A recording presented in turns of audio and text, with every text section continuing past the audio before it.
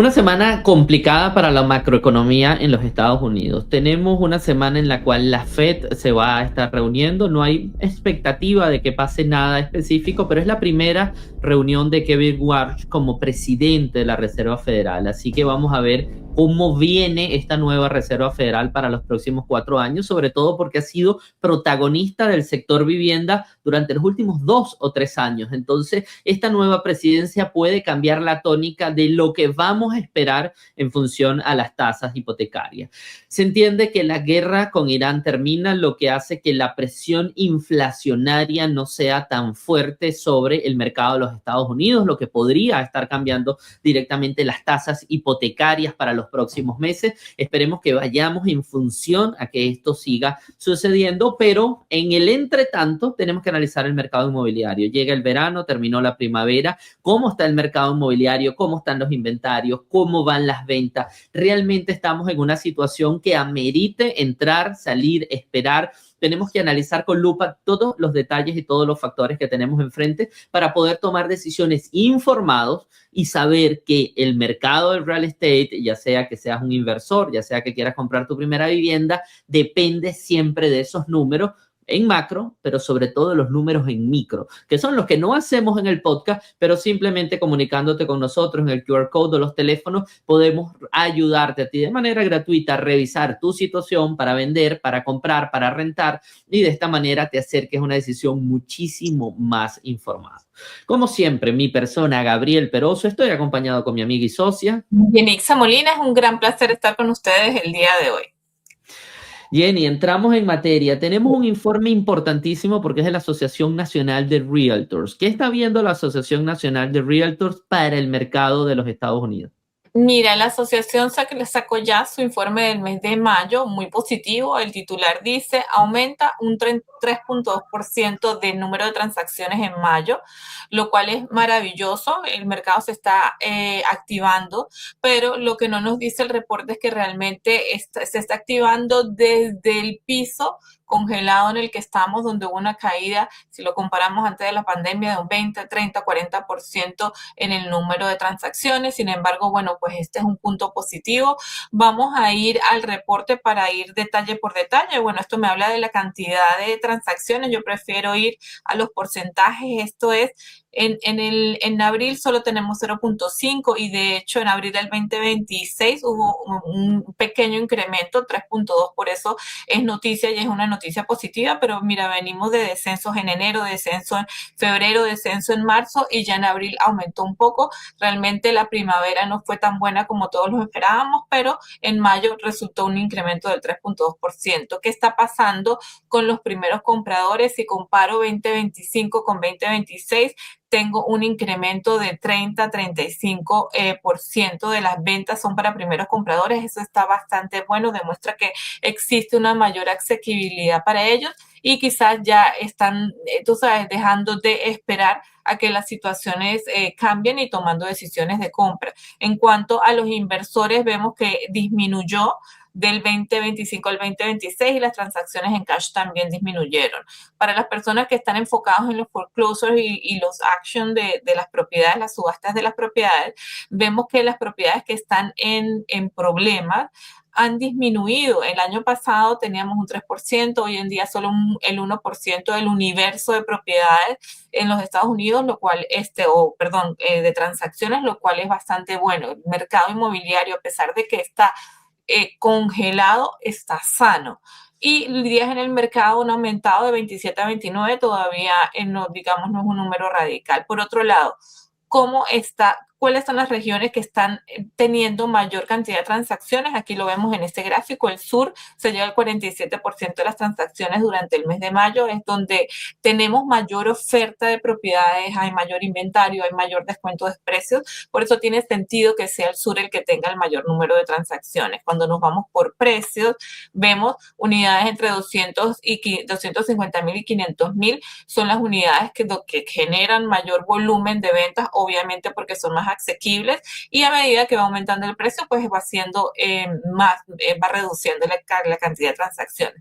Esta última gráfica es bien interesante y es para que nosotros siempre lo hemos dicho, existen micromercados, dentro de cada micromercado existen diferentes tipos de productos, pero adicionalmente los productos se mueven diferentes de acuerdo al precio y esta gráfica me lo muestra perfectamente. ¿Por qué? Aquí vemos el porcentaje de incremento dependiendo de incremento en precio, dependiendo del rango o de los precios de las propiedades y vemos propiedades desde 100 a 250,000 hubo un descenso de precios del 5.3%. Cuando vamos propiedades de 250 a 500 ya comienza a aumentar un 4% y propiedades, para irme en la última columna, de 1 millón hacia arriba tuvo un incremento de precios año a año de un 11.2%, pues eso es maravilloso. Como les dije, todo tiene que ver con el inventario. Y aquí en este artículo de Cotality que me habla del análisis de junio del 2026, habla que realmente todo este análisis está enmascarado por diferentes o con profundas divisiones regionales. Dice, en el sur la bajada de los precios sigue predominando, mientras que en el noreste hay algunas zonas y en las zonas desde el medio oeste se siguen registrando fuertes subidas de precio durante la primavera. Por eso es que ustedes ven que los números son planos, pero realmente son planos porque en un polo en el norte, en el noreste del país, los precios aumentan radicalmente y en el sur bajan. Ambos números simplemente se compensan y a nivel nacional tenemos un mercado, se puede decir, con poco incremento de precios o con poco incremento en números de transacciones. Siempre me ha gustado mencionar, es el forecast de Cotality. Ellos prevén un incremento en el valor de las propiedades del 5.3% año a año y mes a mes del 0.9%. Quiero mostrarles rápidamente los mapas para que vean lo que les digo. Aquí tenemos los mercados más atractivos, todos están en el noreste y aquí están los mercados con mayores descensos de precios. La mayoría está en la Florida. Tengo solamente 3 en Texas y que está en Tennessee. Por último, y ya para terminar con mi primera intervención del podcast, les traigo un artículo de Wall Street donde dice la oferta de las viviendas unifamiliares existentes alcanza su nivel más alto en 10 años y la oferta de condominios su nivel más alto en 12 años. Volvemos con inventario. Cuando el inventario es elevado, ¿qué sucede? Descenso de precios. Aquí dice, en comparación con mayo del 2019, las ventas de viviendas disminuyeron en el oeste en un 32%, noreste 31% y sur 15%, por otro lado el medio oeste 17%. Donde tengo aumento de precios, aumento de inventario, tengo descenso de precios. Estas 2 tablas que le voy a mostrar ahora son los descensos de precios desde el pico de propiedades. Este primero es Single Family Home, quien va liderando es Austin, Texas, con un 26%, Oakland, California, 25%, y en el número 15, Fort Worth en Texas, con un 10% de descenso en precios desde su pico de las Single Family Home. Y en condominios, aquí en esta gráfica sí me dice en qué momento tuvo el pico. El primer mercado es Cape Coral, donde tienes un descenso de precios de 33%, desde el 2022, que fue su pico. Sigue número 2, Oakland. Número 3, St. Pete en Florida, 28% 2022. Y por último, número 24 está el plano Texas, con un 15% pico en el 2022. Simplemente el mercado en Estados Unidos está radicalizado, zonas creciendo en precio como lo vimos y zonas bajando en precio como en el sur de la Florida. Todo depende del inventario y de esto nos va a hablar Gabriel ahora, que es el inventario y cómo está alrededor de Estados Unidos.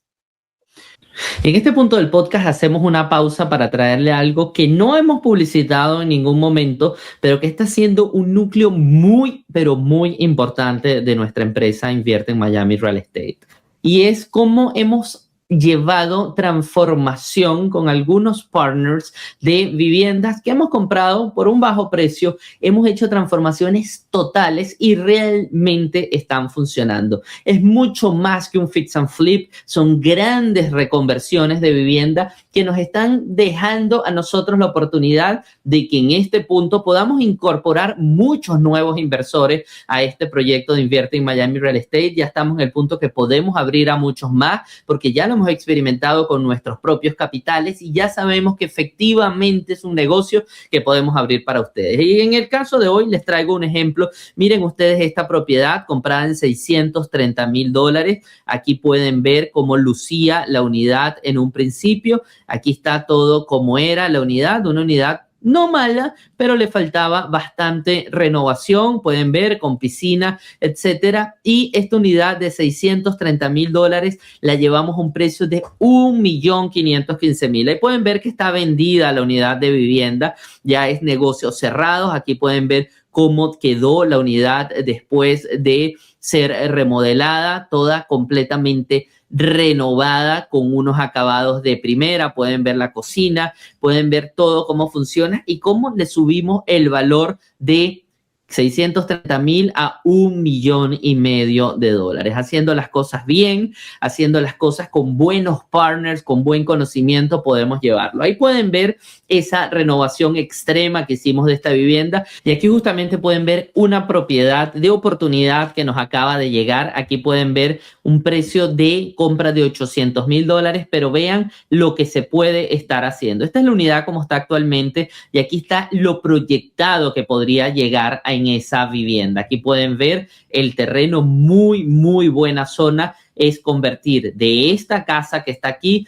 convertirlo en esto, con una compra inicial de $800,000. Estas son lo que nosotros vemos y convertimos en Invierte en Miami Real Estate. Para eso estamos junto a ustedes, para poder convertir esos sueños de construir, de hacer, de desarrollar, de multiplicar el dinero, que pueden estar de la mano de solo de agentes inmobiliarios que conozcan en el universo la inversión, no un agente real estate que esté manejando junto a ti para ver qué se puede conseguir. Así que no dudes en comunicarte con nosotros. Aquí está el QR code, aquí los teléfonos siempre en pantalla, de manera de que si tú quieres formar parte de estas oportunidades, siempre estaremos allí para ti.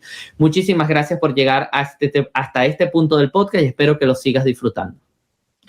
Si entremos en materia de inventario, veamos el mapa de condados. Este mapa de condados nos muestra efectivamente cómo California, lo pueden ver mucho más claro, Florida, claro, y Texas tiene una división porque Texas tiene toda la parte sureste del estado cayendo en inventario y toda la parte norte y la parte oeste subiendo en inventario. Todo esto lo ven subiendo y esto están bajando en inventario. ¿Cuál es el efecto cuando el inventario baja? Que los precios empiezan a estabilizar. Básicamente eso es lo que se traduce. El resto del país lo vemos con colores claros y colores oscuros, pero en general predomina mucho más el verde, lo que quiere decir que los inventarios están subiendo. Si lo vemos a nivel de mapa interactivo, podemos ver, por ejemplo, Miami, donde el inventario cayó un 12.4% en el mes de mayo. Eso se va a traducir en precios estabilizados, incluso pudiendo subir por menor oferta en el mercado. Si lo vemos incluso acá por áreas metropolitanas, vemos el mismo efecto.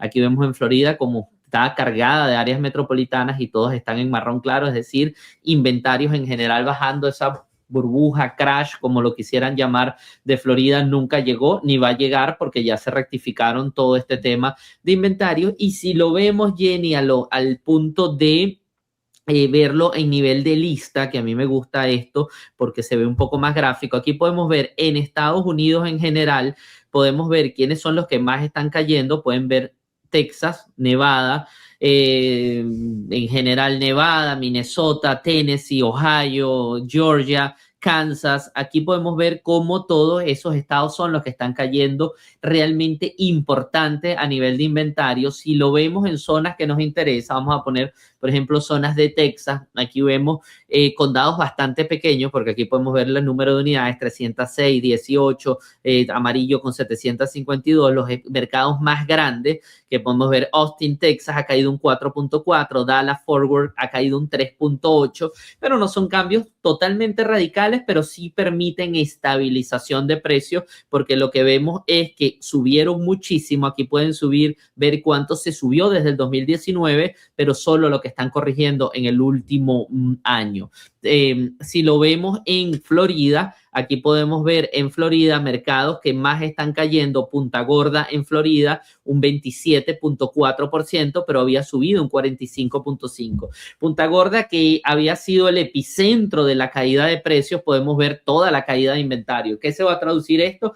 Que la caída de precios ya no se va a seguir dando porque el inventario rectificó. Podemos ver que habían inventarios de 2.000, 2.200 viviendas antes de la pandemia y ahorita estamos en 3.300. Pero aquí hay un dato que no se agrega, que es el demográfico. El demográfico también de Punta Gorda es importante porque ese aumento de inventario estuvo ligado a mucha nueva construcción entrando y entrando por la cantidad de gente mudándose al estado. Aquí podemos ver Jacksonville también y podemos ver los mercados más grandes de la Florida como Cape Coral con una caída de inventario de 17%, Miami con el 15.4%, Port St. Louis con un 14%, Tampa menos 10%.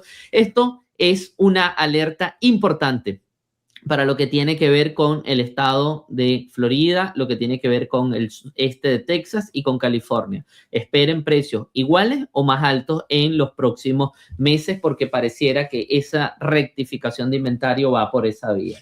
Continuamos justamente con preconstrucción, que no está directamente ligada al inventario, sino es el factor que ha logrado ser la válvula de escape en este momento para los precios.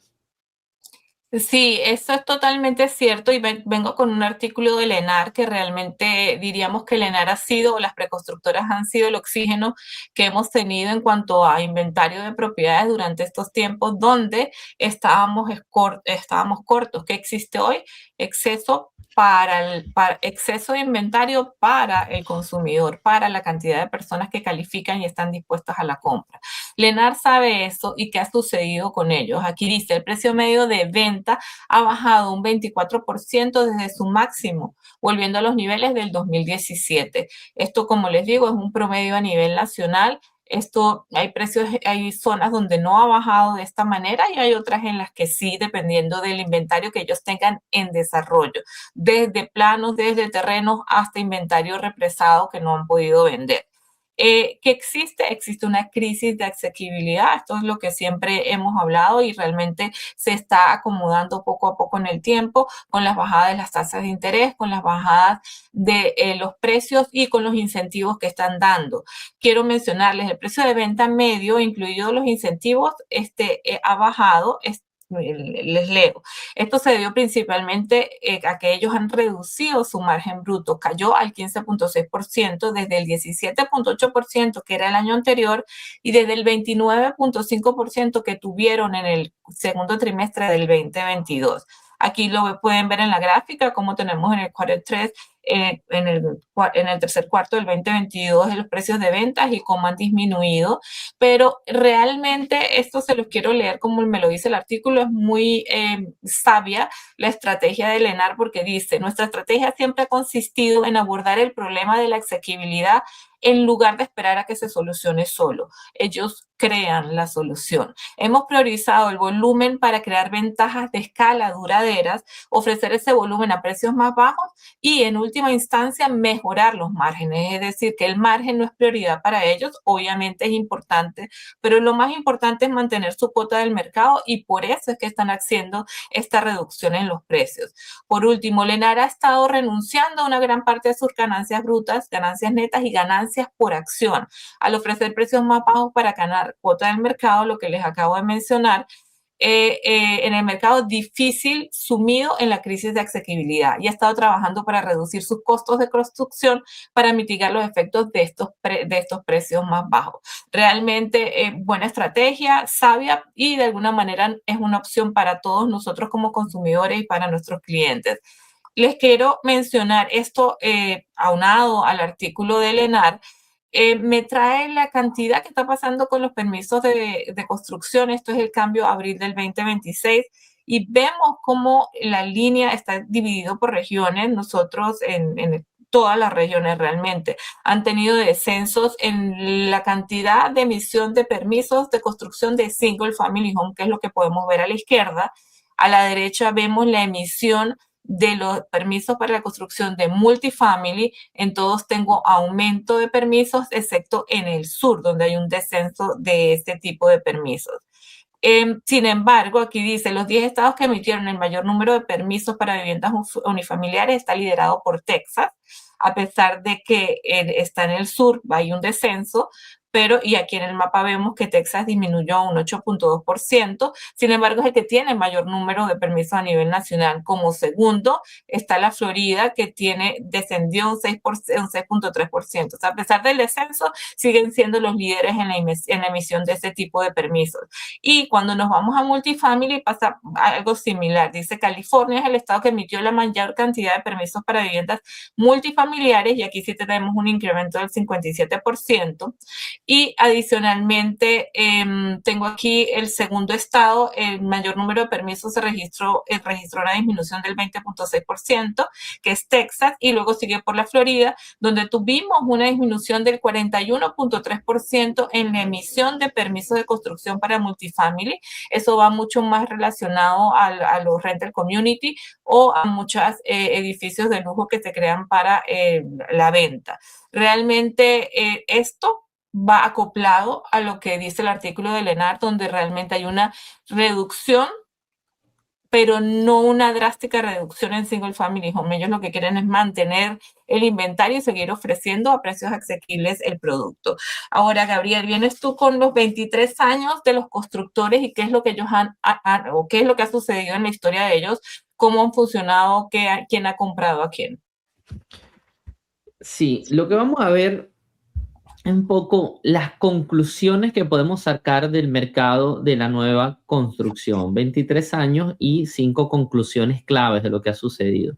Hay un punto importante, que las grandes constructoras siguen siendo cada vez más poderosas. Aquí podemos ver cuánto es los new home closing de las 200 más grandes constructoras, es justamente los rayas azules, y cuánto es en total de la construcción nueva. Es decir, el porcentaje de nuevas viviendas que construyen las constructoras 200 más grandes ha ido incrementando. Es decir, los grandes son más grandes y los pequeños tienen menos cuotas de mercado. Esto es bueno, esto es malo para el mercado. Es un tema de equilibrio, es un punto en el cual puede ser peligroso porque se acumula en menos manos, pero también estamos viendo muchísima rivalidad entre ellos, lo que ha sido beneficioso, porque aunque los pequeños no estén allí haciendo tanto balance, entre los mismos grandes sí se están haciendo balance. ¿Por qué se ha dado esto? Acceso a capital, la economía de escala, la capacidad de absorber riesgo, ventaja de la adquisición de terrenos y lotes, es decir, lo normal dentro de cualquier esquema de los grandes consumiéndose a los pequeños, pero eso nos lleva a nosotros a saber que los grandes también son los que nos están sacando de las dificultades, porque ahí nos hemos dado cuenta, y aquí pueden ver los dos que siguen siendo los grandes líderes de la construcción en Estados Unidos, que es Lennar y D.R. Horton, quienes en conjunto están construyendo alrededor de 160,000 viviendas al año. Ellos dos han sido también los que más han ayudado durante la dificultad. D.R. Horton y Lennar, como les mostró Jenitze, han dado muchísima ayuda durante los últimos 2 años para que la gente pueda comprar. Ese tamaño también permite que puedan jugar con su economía de escala y hacer que muchas más personas se beneficien. Si lo vemos a nivel de números, aquí podemos ver cómo Lennar y D.R. Horton han sido competidores muy directos desde el 2017, incluso desde mucho antes, pero la brecha se está cerrando. Lennar cada vez se está haciendo más grande y nada más son 5,000 la diferencia de casas entregadas en el 2025, y podemos ver todas las demás como están bastante más lejos, porque aquí le sigue Pulte con 30,000 y luego NVR con 21,900. En ese mismo esquema está entrando un competidor, lo hablamos la semana pasada, que es Berkshire Hathaway, que es Warren Buffett y su equipo, quienes han comprado 2 constructoras y se están convirtiendo en el 4º mayor constructor de vivienda de los Estados Unidos. Si lo vemos aquí en este gráfico, ellos compraron Taylor Morrison, que está por acá, Taylor Morrison, y compraron una segunda que no la veo acá. Vamos a ver dónde está. Bueno, compraron una segunda, lo cual entrarían a ser el 4º mayor productor de viviendas en los Estados Unidos. Ellos no han hablado de unir estas aquí está Clayton Property. Ellos no han hablado de unir estas dos marcas, pareciera que las van a dejar separadas, sin embargo se convierten en decisiones de accionista porque ambas salieron de la bolsa en la cuarta mayor constructora de los Estados Unidos. Lo mismo sucedió con SH Residential Holding, quienes de los japoneses ya acumulan el 6% del mercado, es decir, los grandes se están volviendo más grandes porque se están uniendo entre ellos. Lo interesante de esto, y hay que tenerlo mucho en cuenta, estamos hablando de que es capital japonés y capital de Warren Buffett. Al ser Warren Buffett y capital japonés, no son realmente capitales que vengan del sector vivienda, lo que lo haría mucho más competitivo porque están viendo el sueño americano como un negocio. Al ver el sueño americano como un negocio, su idea es que cada vez exista más construcción. Aquí podemos ver cómo está distribuida la huella. Y la mayoría, pero no todas las grandes constructoras se recuperaron del 2008. Se hace un poco un análisis del 2008 que no vale mucho la pena entrar a detallarlo. Lo importante es que aquí Lennar, D.R. Horton, Pulte siguen creciendo en su huella. Pulte no se ha recuperado realmente desde 2008, pero D.R. Horton y Lennar, que son los que acumulan la mayor parte, sí, y la mayoría de las otras constructoras también lo han hecho. En general, Jenny, mucha sanidad en el sector de la nueva construcción. Hay esas alianzas interesantes que van a dinamizar muchísimo más el mercado. Por eso nosotros recomendamos tanto la nueva construcción, porque sabemos que es una gran oportunidad con estas constructoras impulsando el crecimiento de sus áreas y eso va a traerte a ti como consumidor mucho beneficio. Continuamos con justamente el financiamiento. Hay un tema de financiamiento. Cuéntanos allí, Jenny, ¿la gente está sacando dinero de sus casas? Sí, mira, así como lo mencionaste, hay sanidad en el mercado de la preconstrucción, también hay sanidad en las deudas hipotecarias en Estados Unidos en general, porque aquí hay una frase muy común que se dice el ATM del hogar, y el ATM del hogar o el cajero automático del hogar se refiere a cuando tú como dueño vas a la propiedad, haces un refinanciamiento, haces una línea de crédito para sacar dinero y reinvertirlo en cualquier otra cosa en la que tú desees. ¿Qué es lo que está sucediendo con eso? Número uno, hay tres números importantes a los cuales les quiero hacer referencia. Número uno, el aumento trimestral de la deuda hipotecaria. ¿Qué ha sucedido? Aquí dice, en el primer trimestre del 2026, la deuda hipotecaria aumentó en 38,000 millones de dólares, una cifra inferior a los 101,000 millones que aumentaron en el cuarto trimestre del 2025 y en el primer trimestre del 2025 solo aumentaron también 53,000 millones. Realmente en este primer trimestre el incremento en la deuda ha sido bastante bajo. Por otro lado, les menciono por aquí, en este gráfico vemos el porcentaje, este gráfico muestra el porcentaje de capital propio de los propietarios, valga la redundancia, de las viviendas desde 1952. Vemos aquí como en el 2008-2009 hubo una reducción considerable, menos del 50% de las propiedades era capital, del valor de las propiedades era capital propio, donde estamos hoy en día. Dice, en el primer trimestre del 2026, el porcentaje de capital propio de los hogares en bienes raíces se situó en 71,6% frente al 71,2% del cuarto trimestre del 2025. Esto incluye todos los hogares que no tienen hipoteca. Es un mercado inmobiliario absolutamente sano, por eso no van a existir una ola de foreclosures, una ola de subastas. Están sucediendo en casos bastante puntuales y particulares, pero no viene una ola y todo, gran parte es debido a esto. Existe riqueza en el bien inmueble a nivel nacional. Por último, en el primer trimestre del 2026, la extracción neta de capital fue de menos 43,000 millones o menos 0,74% de ingreso personal. Esto representa una disminución interanual porque en el mismo periodo del año pasado era menos 34,000. Básicamente las personas no están sacando dinero de sus casas, se sigue quedando el dinero dentro de ellas, la riqueza sigue estando en las propiedades, lo cual demuestra la sanidad del mercado inmobiliario y bueno, también la falta de negocio. Muchas personas lo quieren sacar para comprar en otra propiedad, pero realmente debido a las tasas de interés donde están en este momento en particular, pues las personas se limitan un poco. Gabriel, ahora viene tasas de interés, que es el último tema, y antes de ello nos vas a hablar de las encuestas del sentimiento del consumidor. Sí, la gente de Reciclo hace una encuesta una vez al trimestre respecto a cómo se sienten los dueños de vivienda en sus viviendas. Es interesante ver porque los resultados no han variado mucho a pesar de que la situación ha cambiado. El 57% de ellos dicen que se sienten muy bien en la vivienda que están actualmente y que solo el 18% podrían estar pensando en mudarse. Es decir, la gente está conforme, no hay una disconformidad en general en el público de los Estados Unidos. Y algunos dicen que por qué no se mueven ahora, por qué no se mudan ahora. Solo el 4.6 dice las tasas son muy altas, el 9.7 dice los precios de las casas son muy altas y el 10% dice que su mortgage es muy bajo. Esto es interesante, Jenny, porque solo el 10% está diciendo no me mudo por el mortgage, pero el 57% dice no me mudo porque me encanta mi hogar. O la gente está mucho más conforme ahora con los hogares y no están siendo de razones de peso los temas económicos que son los que están aquí, que están sumando aproximadamente un 25% de la torta. Eso es un sentimiento positivo de las personas diciendo no me mudo es porque no quiero, no porque hay factores externos.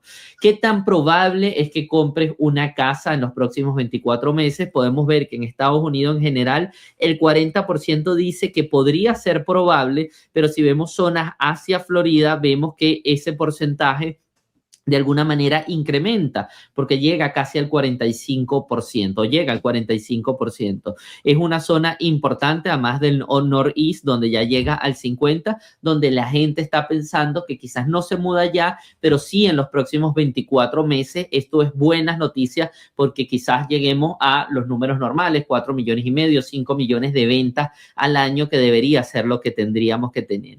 Esta pregunta es interesante porque le dice qué tan probable es que tú compres una casa si los intereses bajan por debajo del 6%. Basado en esta pregunta, ya se motiva un 14% más 21%, por ejemplo, en el área de Florida, estamos hablando de un 35% motivándose, pero un 65% podemos ver que dice, no, no me interesa, no cambia mi decisión, así las tasas bajen del 6%. ¿Qué quiere decir? Que cada vez es menos existe menos incidencia de la tasa hipotecaria sobre las decisiones de las personas. Incluso vemos ver que en el Southwest es el 82% que dice, no, si bajan al 6 no cambia mi decisión, igual no compro o sí compro. Es decir, no están revisando la tasa de interés. Eso da un mercado mucho más dinámico porque no esperan factores externos. Cuando estamos viendo las expectativas de precio, aquí podemos ver que la expectativa de precio actual es que los precios suban de 1 al 3%, el 42% dice que eso es lo que va a subir. Es decir, aumentó mucho más la probabilidad de ver los precios subiendo. Antes pareciera que en el 2025 la gente todavía veía precios bajando entre el 1 y el 1.3, el 1 y el 3%, pero ahora la gran mayoría ve precios subiendo. Es decir, es un mercado que se estabilizó en función a la inflación. El sentimiento está unido a la inflación. Cuando vemos que el consumidor que espera para los precios ya por zona, podemos ver que en el Southeast, que es la zona de Florida, podemos ver que el 47 más el 48, es decir, más del 50% está previendo aumento de precio. Es una zona importante donde se prevén aumento de precio. El Northeast ve aumento de precios seguros y en general Estados Unidos está viendo aumento de precios. Ya el sentimiento de que los precios van a bajar se hizo minoría. Cuando vemos lo que tiene que ver con las tasas de interés, cómo prevén las tasas de interés, vean ustedes, la gran mayoría está previendo tasas que van entre el 6,5 y un 28% actualmente lo prevé entre el 5,5 y el 6. El sentimiento ha bajado de manera considerable en tasas altas. La gente ya tiene confianza en la economía y piensa que las tasas van a estar entre 5,5 y 6,5. Por último, en esta encuesta podemos ver que si aceptaran la compra de una casa, ¿cuál sería la mayor proporción para comprarla? El 47% dice que con un 6% estarían de acuerdo, el 5.50 sería el 63% y el 5% sería el 81%. Es decir, la tasa mágica, lo que llamábamos la tasa mágica, es donde se motiva por lo menos la mitad de las personas a comprar, Jenny, se sitúa en estos momentos alrededor del 6, entre el 5.5 y el 6. Es decir, no estamos muy lejos de llegar a esa tasa mágica, lo que estaría impulsando realmente el negocio del real estate para los próximos meses. Por último, vamos a ver tasas de interés. Aquí tenemos tasas de interés, cerraron en 6.58 para el día viernes 12 de junio. 6.58, disminuyeron un poco durante la semana, de 6.68 bajaron a 5.58, factores que estuvieron influyendo importante, el fin de la guerra de Irán y la presión inflacionaria está bajando lo que tiene que ver con los precios del petróleo. Sin embargo, el FedWatch, la herramienta que nos mide si la reserva va a subir las tasas interbancarias, nos dicen que las tasas se van a mantener igual. Recuerden, esta semana tenemos reunión el día 17 y las tasas para ellos deberían estar subiendo a partir de diciembre. Yo no veo esto así, yo soy mucho más partidario de que este cuadro esté de este lado y en diciembre ver un poco más acelerada la economía. Recordemos que efectivamente Kevin Warsh, nuevo presidente de la Reserva, está más jugado a acelerar la economía. Yo creo que él podría estar dentro de las 3 o 4 próximas reuniones ya motivando al pleno de la Reserva Federal para que cambie su perspectiva de lo que sucede con las tasas hipotecarias. Tasas que van a estar así por lo menos por los próximos meses. Esperemos que la guerra de Irán, ya firmando los acuerdos, baje mucho los precios del combustible y esto traiga una nueva economía para el real estate en los Estados Unidos. ¿Cómo despedimos el podcast, Jenny? Pues mira, hemos hablado de muchísimos números en este podcast y ¿qué nos dicen? O sea, ¿en qué se traducen todos estos números para nosotros y para el consumidor? Simplemente nos hablan del mercado. El mercado no está roto, el mercado está en transición de una crisis profunda que tuvimos al estado normal y simplemente estamos pasando por él. ¿Qué acción tengo que tomar yo como comprador o como vendedor? Nosotros siempre lo hemos dicho. Si estás preparado como comprador, el momento de actuar es en el momento en que estás preparado. Realmente es ahora. Si estás preparado, el mercado tiene inventario, el mercado se puede negociar, el mercado es momento de actuar. Estos números indican que hay una transición y la transición simplemente hacia la estabilidad. Como vimos, el 71% del valor líquido del parque inmobiliario pertenece como ganancia a cada uno de los dueños. No existe ni va a venir una crisis, lo que viene es una transición a una tranquilidad inmobiliaria. Y bueno, simplemente si tienen cualquier pregunta, contáctanos. Ahí encima de Gabriel está el QR code, va directamente a nuestro WhatsApp y para nosotros va a ser un placer poder responder cualquier pregunta que tengan. No deje de darle like a este video, que le indicas a YouTube que es contenido de alta calidad y que vale la pena que sea difundido. Compártelo si sabes que a alguien le puede interesar y por supuesto suscríbete para que no te pierdas nada de nuestros 4 podcasts a la semana con lo mejor del real estate de los Estados Unidos. Este podcast es una producción de Invierte en Miami Real Estate. Transparencia total.